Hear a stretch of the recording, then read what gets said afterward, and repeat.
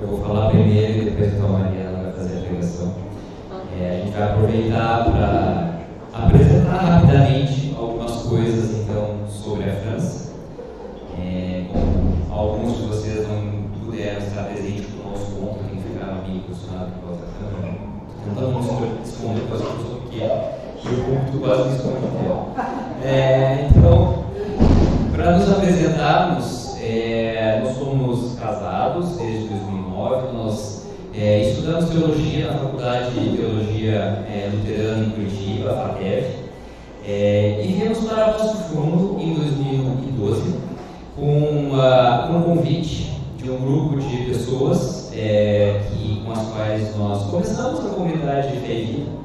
E estivemos aqui em Passo Fundo até 2015, então quando recebemos um chamado para ir para a França, para uma primeira experiência, e depois disso, a partir de 2017, nós estivemos na cidade de Lyon, onde nós fomos convidados a implantar um projeto entre universitários e jovens profissionais. Então nós trabalhamos com um público hoje entre 18 e 40 anos, o qual se tornou a Mission Deep, que vocês podem ver ali na tela.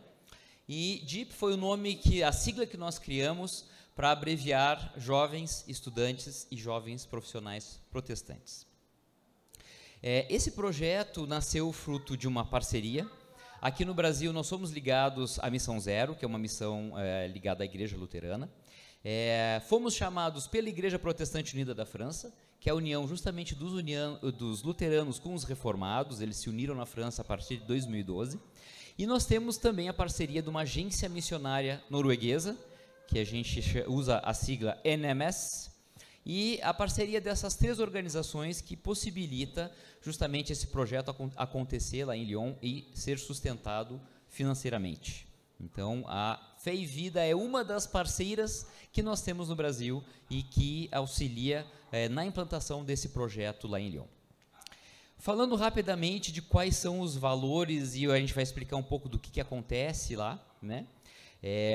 Nós utilizamos e deixamos o francês para justamente desafiá-los a conhecer um pouco mais da língua.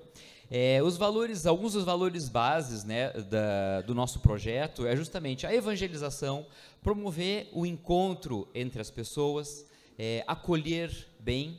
A Mariana vai pregar sobre isso depois.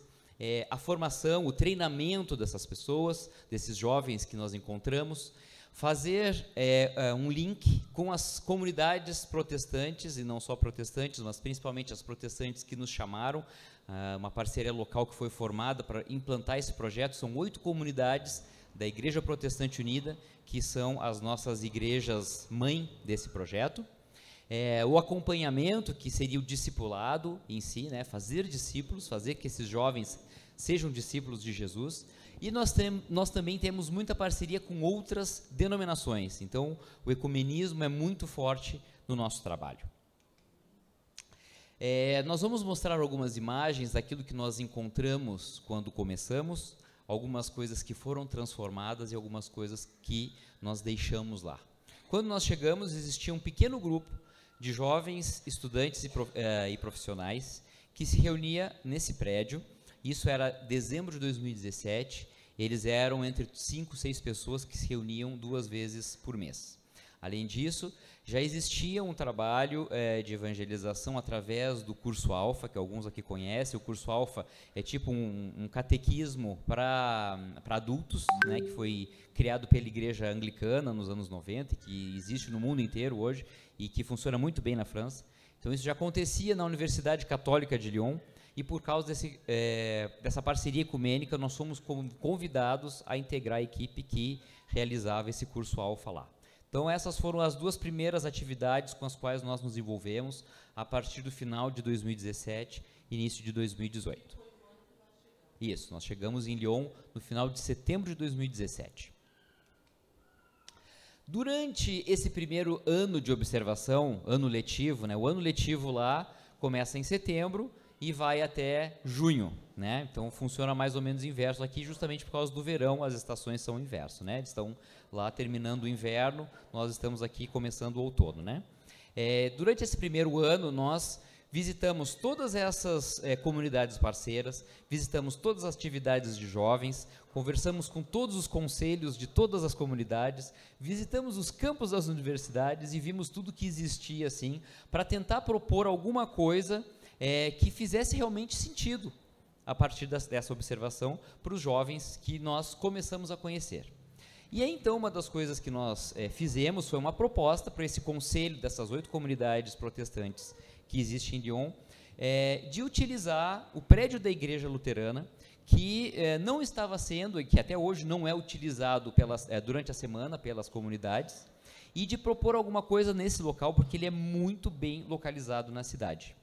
E o que a gente fez? A gente propôs tirar metade dos bancos da igreja, e como vocês podem ver, hoje tem tapete, tem mesa, tem cadeiras, tem sofá, tem uma decoração bem legal, para, durante a semana, propor atividades com esses jovens. E aí, a partir de setembro de 2018, né, então o início do ano letivo seguinte, nós lançamos oficialmente a Mission Deep. E aqui vocês podem ver algumas fotos de como nós utilizamos esse espaço. Hoje existem 2 atividades fixas na semana, nas segundas e nas quartas-feiras, com públicos diferentes, com ações diferentes que acontecem e nós recebemos esse público, geralmente em torno de refeições, como vocês podem ver aqui as mesas sendo usadas, mas a verdade esse espaço se tornou multifuncional. Então a gente tanto pode usar os bancos para momentos de palavra, por exemplo, a gente não chega a fazer pregações, a gente não chega a fazer cultos com essas pessoas, porque a ideia é justamente utilizar o espaço durante a semana, para que nos finais de semana os jovens possam ser integrados nas comunidades de onde eles vêm.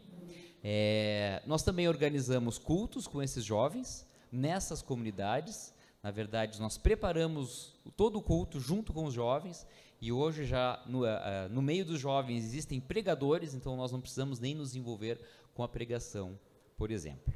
Então esse é o trabalho que foi realizado desde que nós chegamos até agora, dezembro, janeiro de 2023, quando nós saímos de Lyon. E o que aconteceu? O trabalho acabou? Não. Quando nós fomos para a França e quando a parceria foi estabelecida, foi estabelecido o período de 5 anos. Então foi uma experimentação, e se a coisa desse certo durante esse período, o objetivo é que a Igreja Protestante Unida da França criasse um posto para que um pastor local, um pastor francês ou algum missionário francês pudesse seguir o trabalho. E foi isso que aconteceu durante o ano de 2022. Então, a igreja criou esse posto e nós ajudamos a criação de um conselho, né, de como se fosse um presbitério, para acompanhar essa pessoa que nos substituiria. E a partir do início de 2022, nós começamos esse processo de recrutamento e já tínhamos conhecido há um tempo atrás, o nosso querido amigo Diná Radafiari Jaona, o sobrenome dele. Ele é de origem do Madagascar, né, os sobrenomes do Madagascar são coisas imensas assim.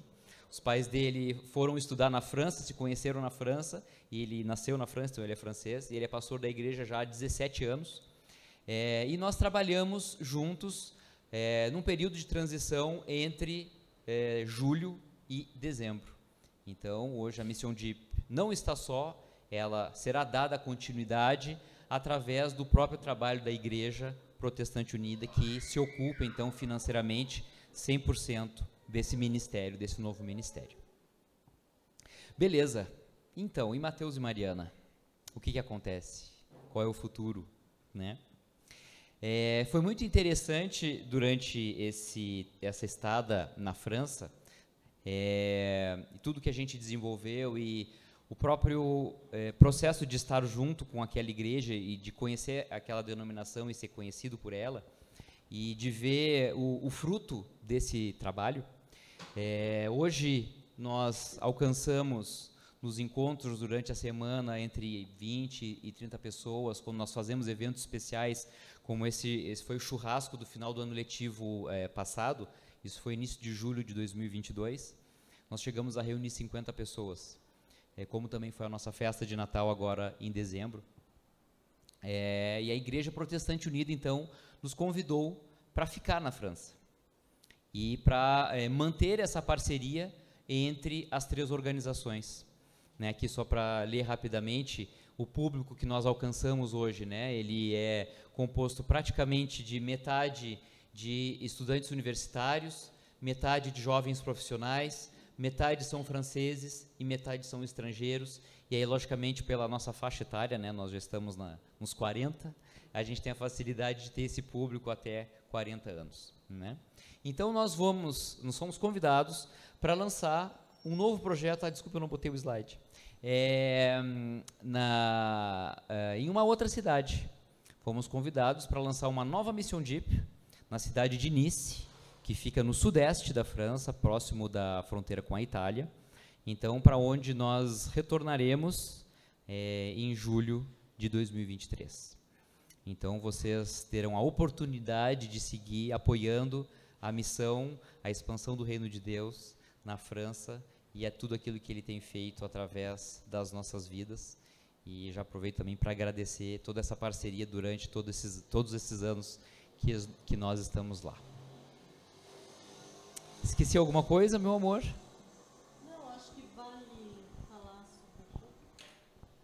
Acho que uma coisa que é importante salientar do nosso trabalho é que é um público que muda muito. De um ano para outro, ele muda 60% o público.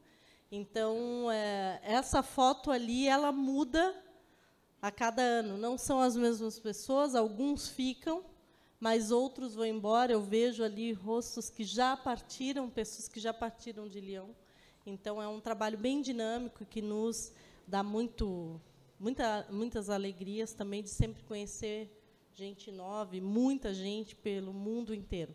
Então, até eu quero aproveitar a oportunidade. Nós íamos mandar pelo correio, mas nós decidimos justamente trazer, já que viemos aqui.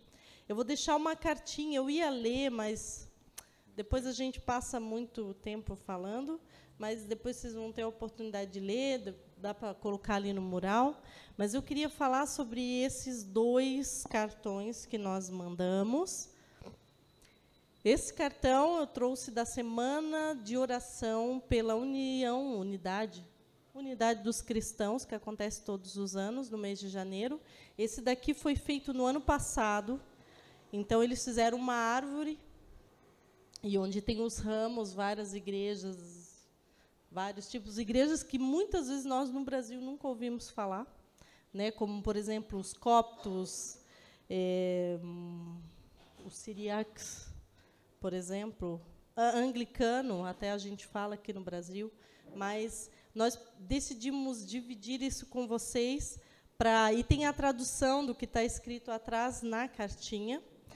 E esse é um cartão, lá eles gostam muito de fazer esses cartões que a gente pode presentear para as pessoas. Então, esse aqui eu pedi para a organizadora do evento separar alguns para eu trazer para o Brasil, para dar para vocês. E esse daqui é Vous avez rendez-vous, é o que está escrito aqui, ou seja, você tem um encontro. E esse cartão ele foi feito pelo Teovi, que é um site que ontem nós comentamos, que é um dos recursos que a gente usa na preparação das nossas discussões e conversa com as pessoas, que é um curso básico, gratuito, de teologia, onde a gente encontra vários temas para discutir, para conversar, para se aprofundar, é muito bom. Então, a gente deixa para vocês como uma lembrança do nosso tempo também em Lyon. Mais alguma coisa? Eu vou deixar. Acho que é isso.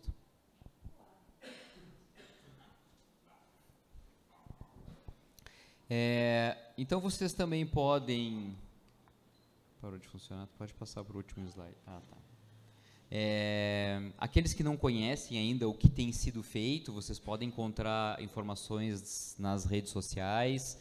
A gente também vai seguir agora, durante esse tempo de transição, utilizar os nossos perfis pessoais para seguir informando as pessoas sobre o tempo de visita às comunidades aqui no Brasil. E é isso aí. A gente se alegra muito de estar aqui. Posso orar por você? Senhor Jesus, muito obrigado por essa oportunidade de voltar a Passo Fundo e de rever esses queridos dessa comunidade, de conhecer pessoas novas e de poder nos alegrar juntos que a gente segue fazendo missão nesse mundo junto, segundo o teu mandato, Senhor. Muito obrigado, porque a gente também pode compartilhar essas boas notícias aqui, e te pedimos por esse tempo de palavra, nos abençoa, que teu Espírito Santo sopre aqui, fala através da Mariana, quebranta os nossos corações para te receber, Senhor, em nome de Jesus. Amém.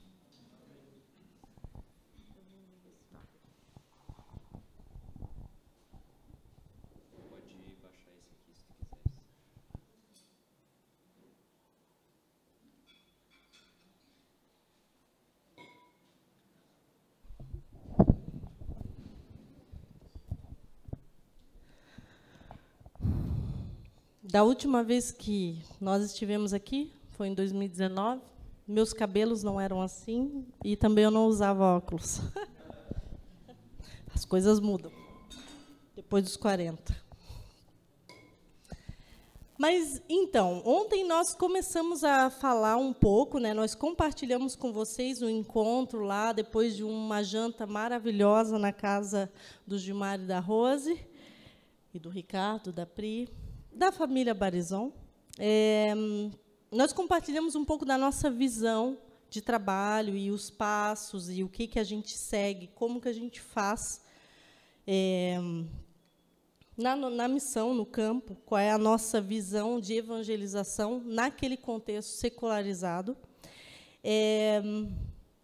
Depois, até se quiserem, vai sair um vídeo, né? Vai ser disponibilizado um vídeo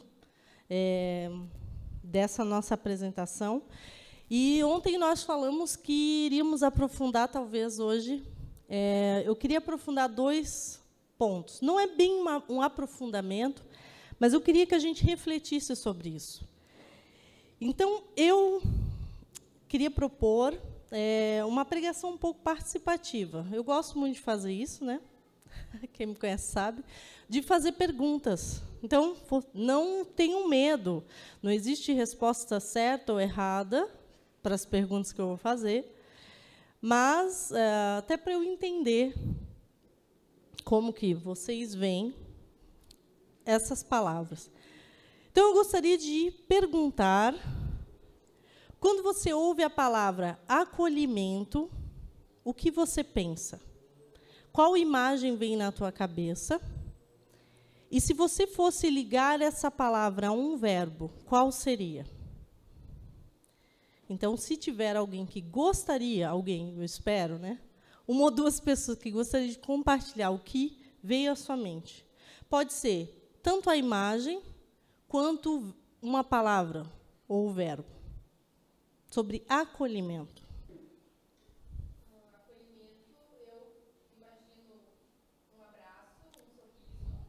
Abraço, sorriso.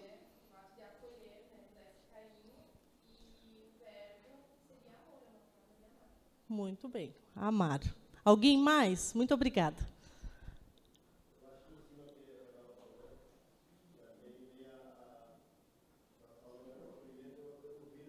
Ouvir. Isso. Exato. O verbo amar. Ouvir. Muito bem. Para a gente não delongar, e sobre engajamento? Essa palavra agora está tão na moda, a gente fala tanto em engajamento. E aqui eu não estou falando de engajamento na internet, no Instagram, eu estou falando de engajamento, de um modo geral. Quando você ouve engajamento, que imagem vem à sua cabeça e que outra palavra você ligaria a ela?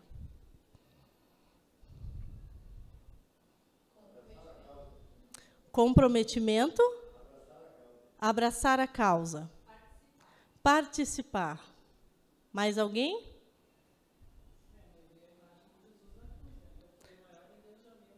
Isso, imagem de Jesus na cruz, maior engajamento, justamente.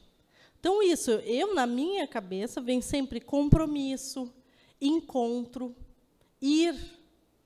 Dá o passo de ir, né, porque você se engaja com alguma coisa. Então, é sobre isso que eu proponho a nossa reflexão hoje.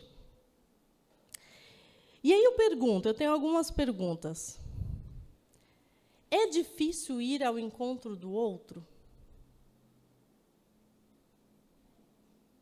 Sim? Não? Ok, sim e não. Para você, o que está em jogo ir ao encontro do outro? Superar os medos. A gente vai ao encontro do outro deixando de lado nossos pré-julgamentos e nossos preconceitos ou nossa visão, ou não? Ou será que essas visões, às vezes, nos impedem de ir ao encontro do outro? Também. Isso. Exato. Faz parte da gente, né? A gente geralmente vai ao encontro das pessoas que são parecidas conosco ou as pessoas que são diferentes? Qual é a tendência? Parecidas, né? A gente sempre busca os nossos, né? Então, na Bíblia, como que a gente pode descrever os encontros de Jesus? Pelo que a gente lembra, assim. A gente, não de um encontro de Jesus, mas o texto que foi lido no início do culto fala de encontro, né? Exato, com todos os tipos de pessoa. Então, eram encontros casuais, desejados ou não, e que eram acolhidos ao longo do caminho, né? Muitas vezes Jesus estava num lugar, as pessoas vinham, queriam falar com ele acolhia aquelas pessoas. E eram encontros que transformavam, né, a vida daquelas pessoas que estavam ali diante de Jesus, mesmo sem saber que elas estavam diante do Filho de Deus. Muitas vezes elas estavam lá e eram transformadas por esse encontro, marcados por isso. Eu até anotei que, para mim, os encontros de Jesus eram marcados de humanidade, de verdade, de autenticidade. Jesus era ele mesmo.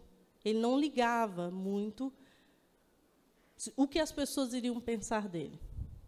Então, ele ia até sem os próprios pré-julgamentos que as pessoas poderiam fazer dele, porque isso também são coisas que às vezes vêm à nossa cabeça e nos impede de ir ao encontro do outro. Então, hoje eu gostaria de propor a vocês a leitura de um texto que não está no Novo Testamento, mas está no Antigo Testamento. Não será projetado, mas quem tiver sua Bíblia, eu convido a abrir em 1 Reis, lá no início da Bíblia, 1 Reis, capítulo 17, versículos 7 a 16.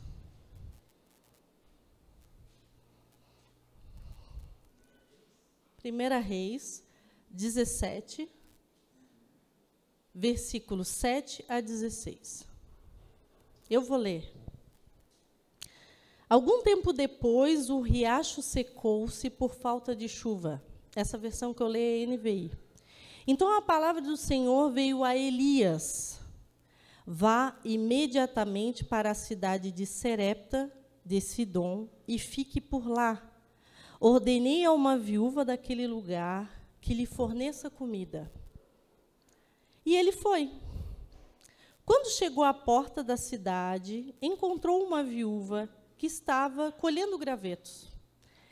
Ele a chamou e perguntou: pode me trazer um pouco de água numa jarra para eu beber? Enquanto ela ia indo buscar água, ele gritou: por favor, traga também um pedaço de pão. Juro, pelo nome do Senhor, o teu Deus, ela respondeu, não tenho nenhum pedaço de pão. Só um punhado de farinha num jarro e um pouco de azeite numa botija. Estou colhendo uns 2 gravetos para levar para casa e preparar uma refeição para mim e para o meu filho, para que a comamos e depois morramos. Elias, porém, lhe disse, não tenha medo. Vá para casa e faça o que disse. Mas primeiro faça um pequeno bolo com o que você tem e traga para mim. e depois faça algo para você e para o seu filho. Pois assim diz o Senhor, o Deus de Israel: a farinha na vasilha não se acabará, e o azeite na botija não se secará, até o dia em que o Senhor fizer chover sobre a terra.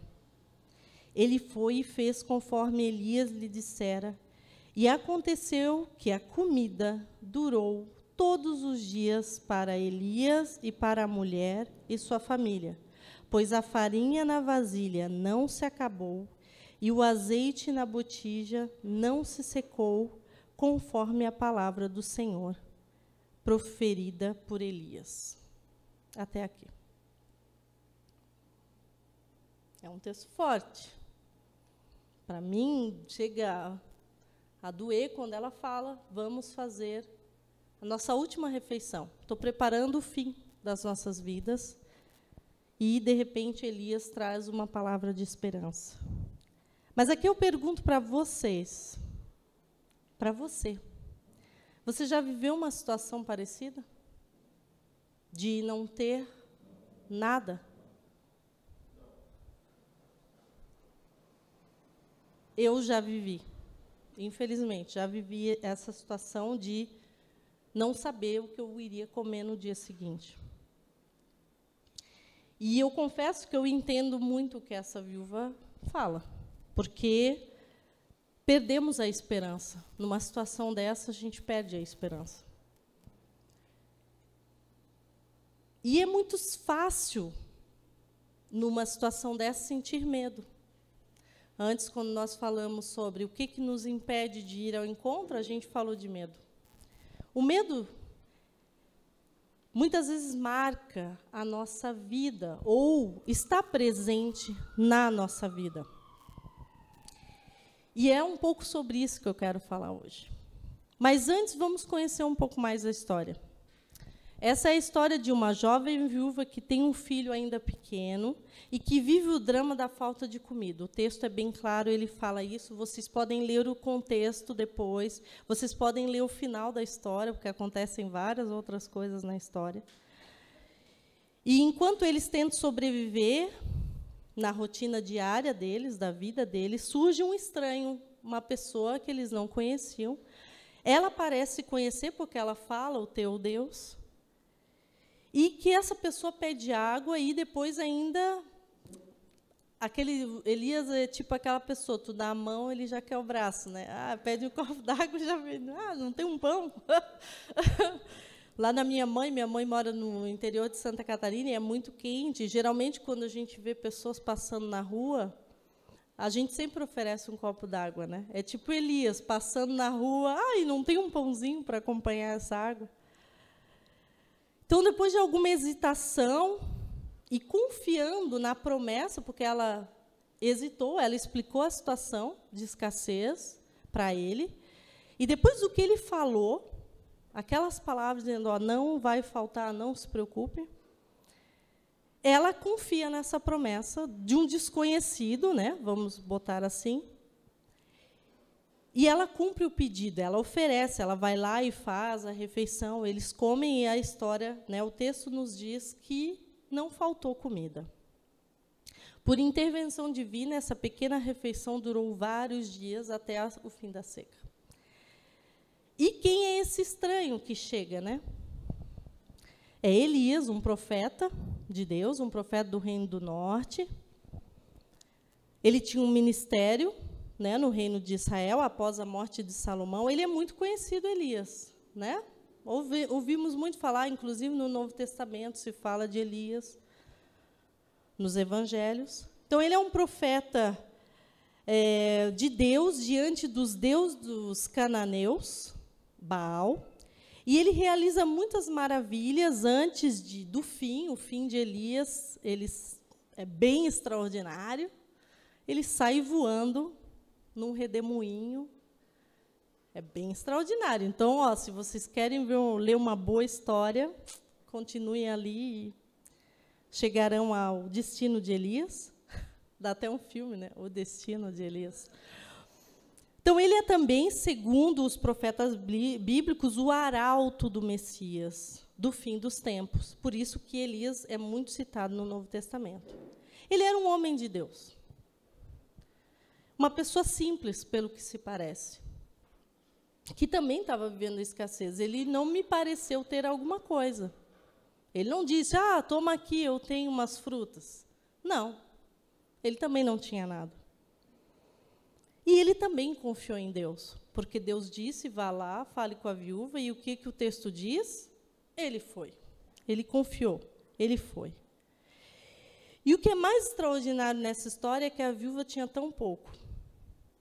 Ela poderia ter hesitado. Qualquer mãe aqui, eu não sou mãe, mas eu creio que qualquer mãe, numa situação como ela, pensaria, tá, mas se eu der para esse homem, parte da nossa comida vai faltar para o meu filho.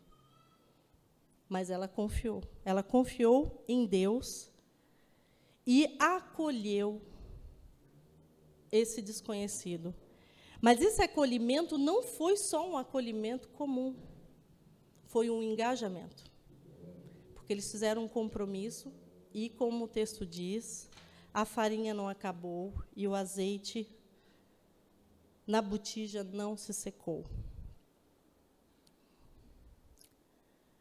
Muitas vezes, queridos, quando a gente fala em acolher pessoas, acolher mudanças na nossa vida, muitas vezes, quando a gente fala em engajar, se comprometer com algo, com uma causa, por exemplo, se engajar com tudo que acontece na comunidade, né, na comunidade Fé e Vida, ou se engajar fora, na vila, no bairro, né, na vida, se engajar para algo.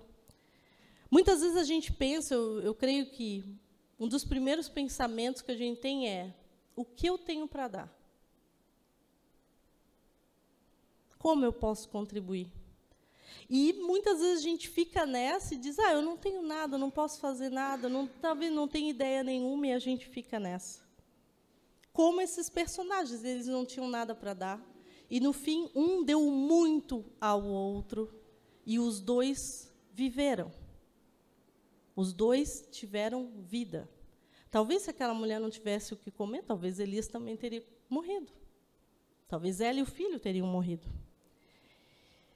Mas o que muitas vezes nos impede de nos engajar, de dar um passo à frente, de olhar para o outro, é o medo.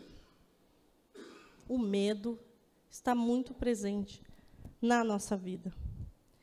Nós temos medo, muitas vezes, de confiar. Nós temos medo que o que a gente tenha, não seja o suficiente.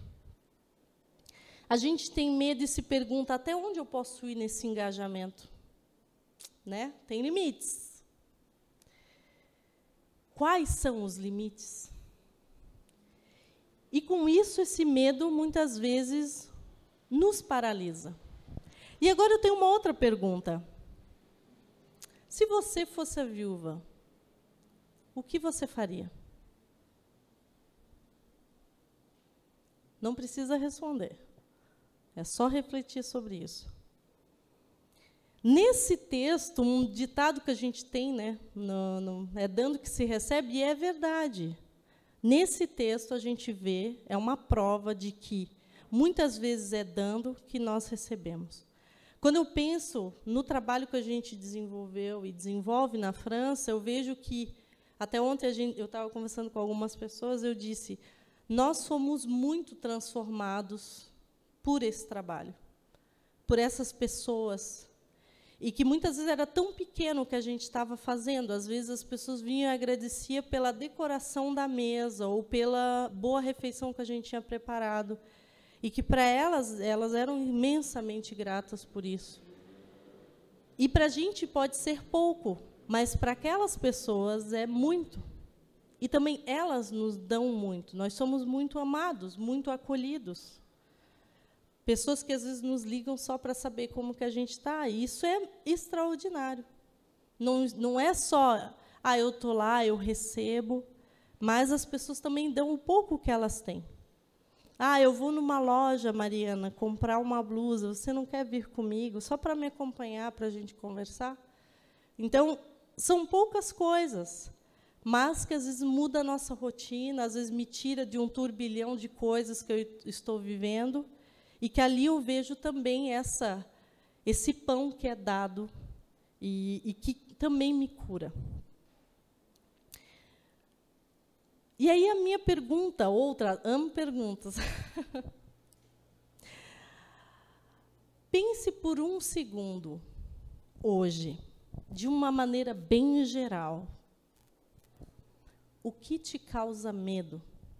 E aqui eu não estou falando, medo de aranha, né, medo de altura, mas medo, assim, o que te causa?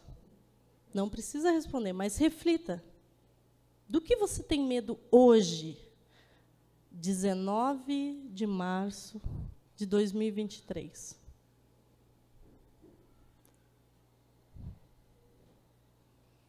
Talvez do futuro, talvez da morte, situação financeira, questões ecológicas, futuro dos filhos, situação econômica ou política do país. Quais são os teus medos? Queridos, a Bíblia está repleta de histórias como essa, que nos ensinam muito e que nos mostram uma coisa.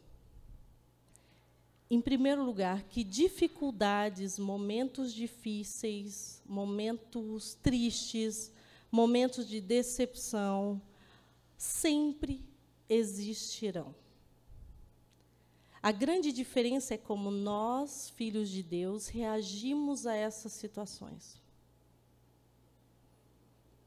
Muitas vezes como crianças birrentas, ou, não era bem isso. Ou a gente confia em Deus e segue o chamado que Ele tem para nós. Eu falo isso porque quando a gente fala de engajamento, quando a gente fala de comprometimento, queridos, muitas vezes a gente sonha e acha que quando a gente vai se envolver em qualquer coisa, não vai ter dificuldades. E aí a gente desiste, facilmente. Foi tão difícil.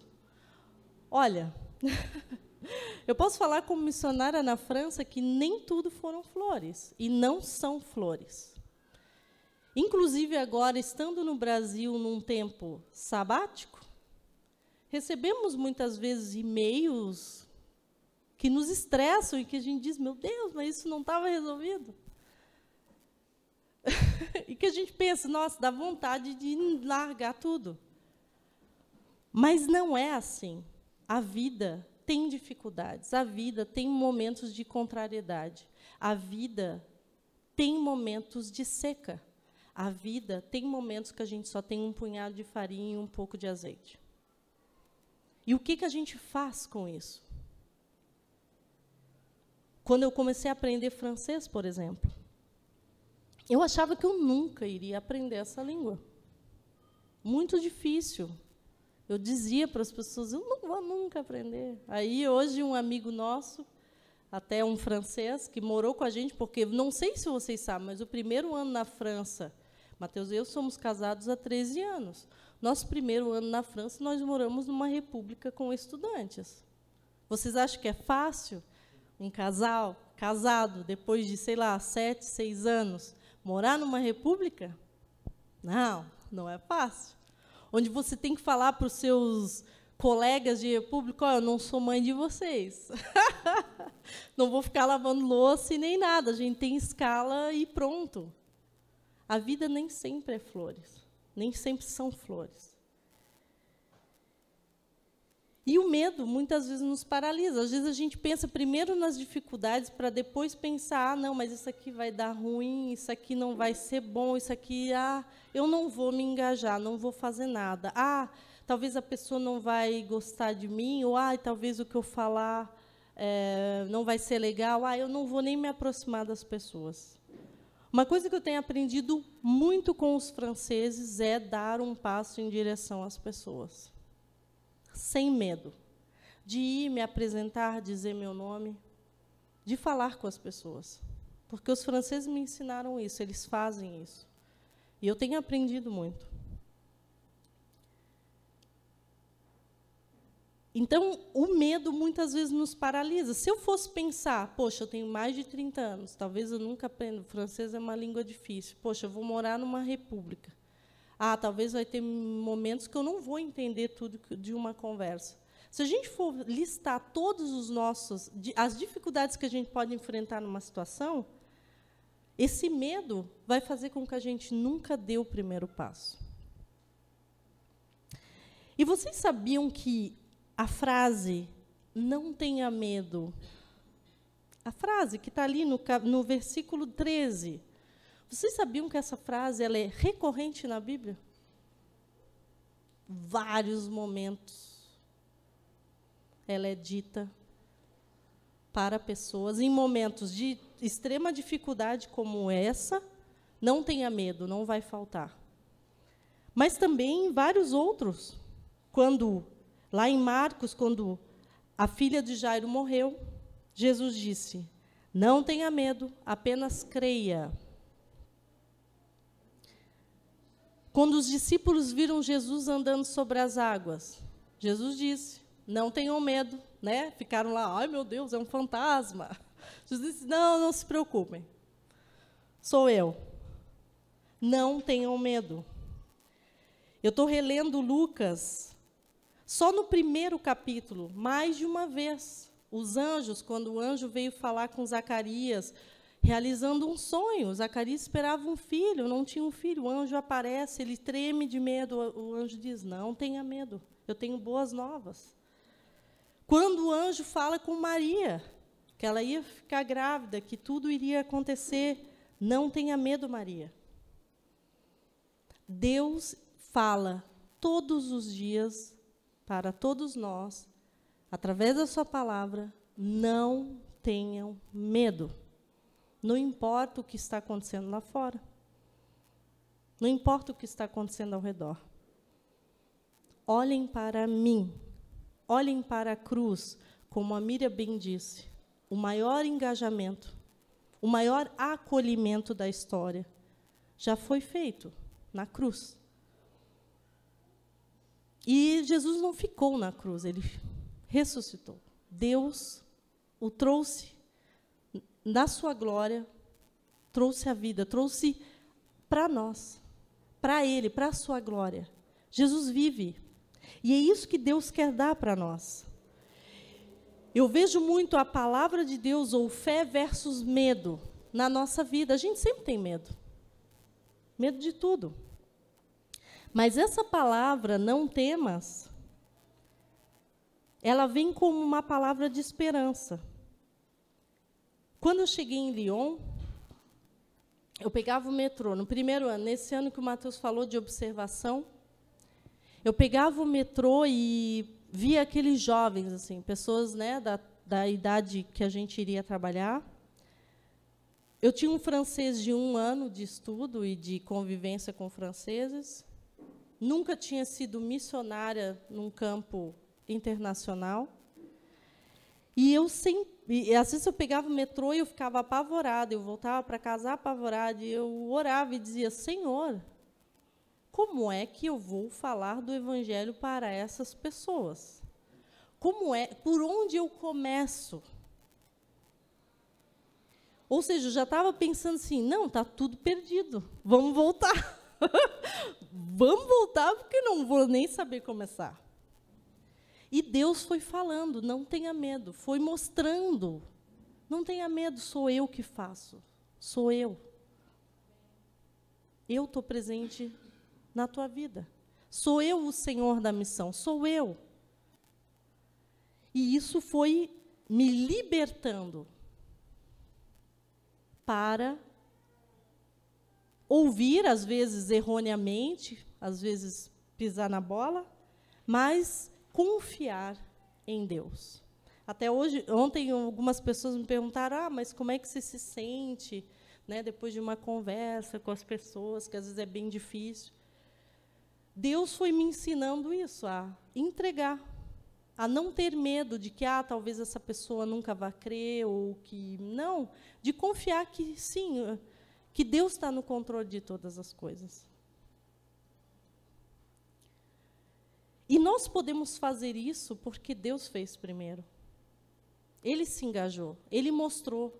Ele não só falou, eu me engajo com vocês, eu acolho vocês, venham. Ele foi lá e fez, através do seu Filho.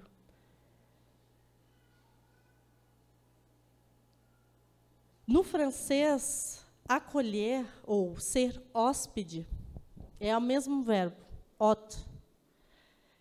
E é bem complicado, porque hôte, você pode ser o acolhedor, como você pode ser o acolhido. Então, depende muito do contexto para você saber o que você é. E é muito isso. Quando a gente acolhe alguém, quando a gente acolhe Deus, nós já fomos acolhidos por Ele primeiro. E nós acolhemos. Acolhemos Ele na nossa vida, mas Ele já fez. É sempre recíproco. Ninguém acolhe simplesmente e nunca é acolhido. Às vezes acontece, mas o ideal é que a gente acolha e seja acolhido da mesma forma. Da mesma forma, o engajamento. Quando a gente se engaja, a gente sempre usufrui na vida de engajamento de outras pessoas. É ou não é? A gente sempre, de uma forma ou de outra, quando a gente chega num restaurante, mesmo que a gente vá pagar, a gente se engaja em pagar, mas alguém vai fazer a comida para nós. Sempre há uma troca. Então, Deus fez primeiro. Ele mostrou o caminho. E o caminho que Deus mostrou é um caminho que nós também falamos. Eu gostei muito da oração comunitária que a gente leu antes da palavra, que fala no final, eu não sei até se dá para mostrar depois, mas agora eu gostaria de convidar vocês a ver um vídeo. Ele é um vídeo, justamente, do Bible Project, em português, que é um dos recursos que nós utilizamos na evangelização lá na França. E que esse que eu escolhi tem muito a ver com o que a gente está falando aqui, porque, para mim, a resposta, ou o que nos motiva, o que nos impulsiona, que também foi dito várias vezes, é o amor, é amar. Sem amor, não há acolhimento. Sem amor, não há engajamento. E isso Deus provou na cruz. Então, nós vamos ver a explicação do amor ágape. Assim, vocês conhecem o material e também vai contribuir para a nossa reflexão de hoje à noite.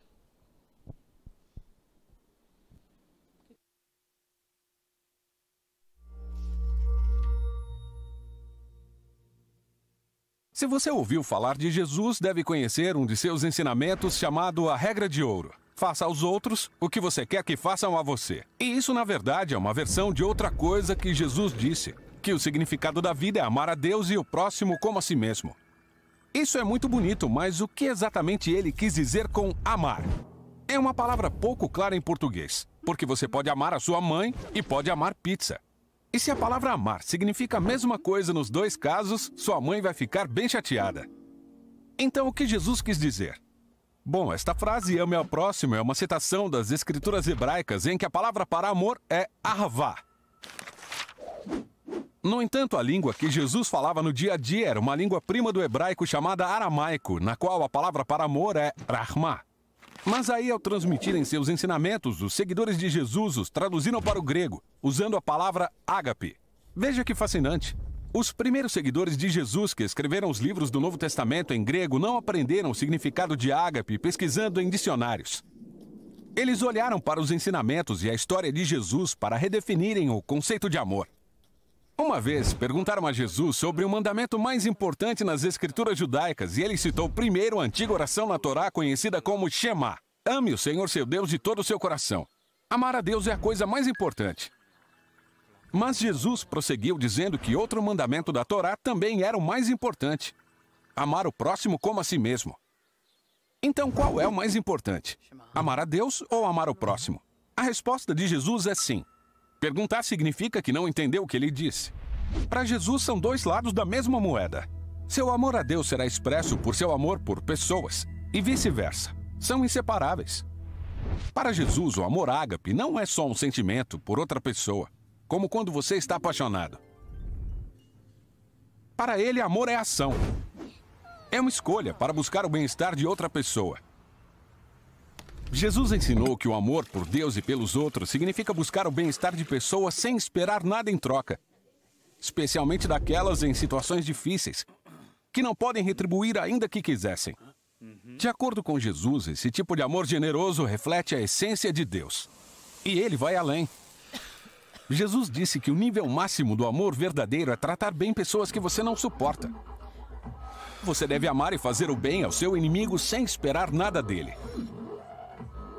Segundo Jesus, esse amor para com o inimigo imita o caráter do próprio Deus. Mas não comentaríamos sobre Jesus hoje se ele tivesse apenas falado coisas como ame o seu inimigo. Ele realmente viveu isso. Jesus sempre ajudava e servia as pessoas ao seu redor de forma prática e real. E sempre buscava os pobres e desamparados, os que não podiam retribuir. Ele mostrou amor pelos esquecidos, por pessoas marginalizadas. E quando Jesus finalmente chegou a Jerusalém, se tornou inimigo dos líderes do povo. Ele os acusou de hipocrisia e corrupção. Mas em vez de atacar os inimigos para derrotá-los, ele permitiu que o matassem. Jesus morreu em razão do egoísmo e corrupção de seus inimigos, porque os amava. Depois da manhã da Páscoa, Jesus e seus seguidores afirmaram que foi o poder do amor de Deus pelo mundo que foi revelado na vida, morte e ressurreição de Jesus. Como o apóstolo Paulo disse, Deus mostrou seu próprio ágape por nós assim. Quando ainda éramos pecadores, o Messias morreu por nós. Ou nas palavras do apóstolo João, o próprio ágape de Deus foi revelado quando ele enviou seu Filho único ao mundo para que pudéssemos viver por meio dele. Para João, isso leva à conclusão. Amados, se é assim que Deus nos amou, então devemos amar uns aos outros. Então, a fé cristã envolve a confiança de que no centro do universo há um ser que transborda de amor pelo seu mundo. O que significa que o propósito da existência humana é receber esse amor que veio a nós em Jesus e entregá-lo aos outros, criando um ecossistema de amor focado em se doar. E esse é o significado do amor ágape no Novo Testamento.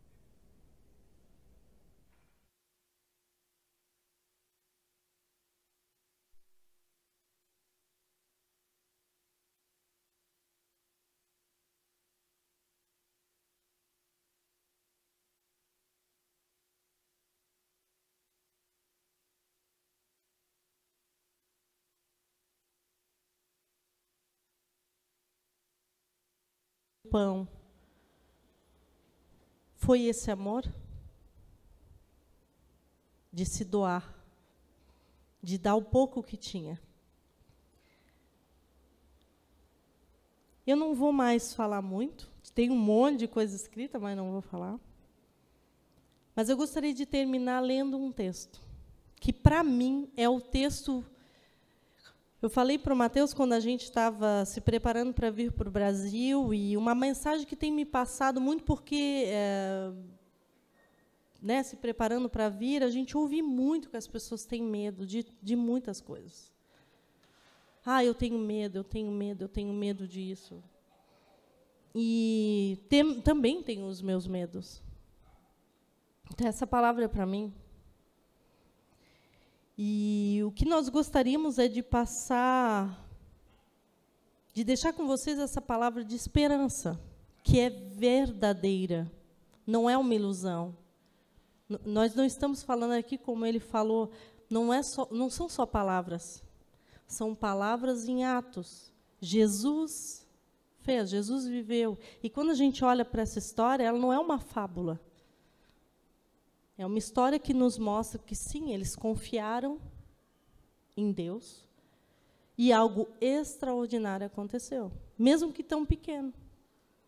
Não caiu pão do céu, não vieram codornas, mas aquele azeite e aquela farinha duraram muito tempo. Eu queria concluir lendo um texto que continua alguns textos que foram ditos no vídeo, que é 1 João, capítulo 4, que é um capítulo que eu também convido vocês a ler e reler. É um ótimo texto. 1 João, é bem lá no finalzinho da Bíblia, capítulo 4, versículos 16 a 19, que diz assim: assim nós conhecemos o amor de Deus, o amor que Deus tem por nós, e confiamos nesse amor. Deus é amor. Todo aquele que permanece no amor, permanece em Deus. E Deus nele. Dessa forma, o amor está aperfeiçoado entre nós, para que no dia do juízo tenhamos confiança, porque neste mundo somos como ele. No amor, não há medo. Pelo contrário, o perfeito amor expulsa o medo, porque o medo supõe castigo. E aquele que tem medo não está aperfeiçoado no amor. Nós amamos porque ele nos amou primeiro.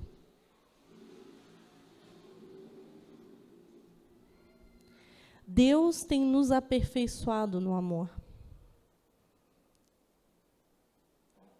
Isso é a essência do Evangelho.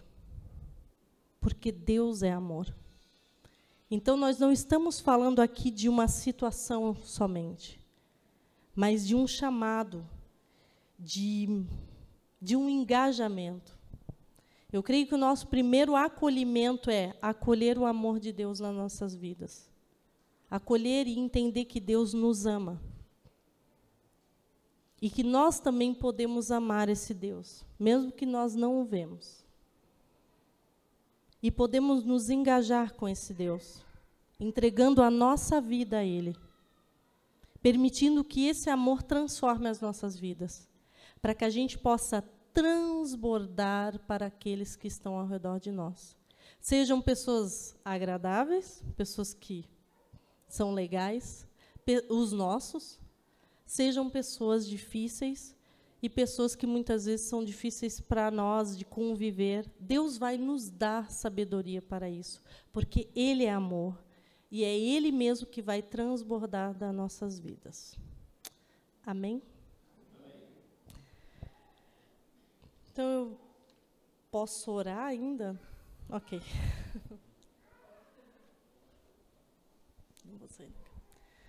Senhor Jesus, nós te damos graças pela Tua palavra. Porque mesmo te conhecendo, mesmo caminhando contigo, muitas vezes, Senhor, nós olhamos a circunstância ao nosso redor e a gente esquece das Tuas promessas, Senhor.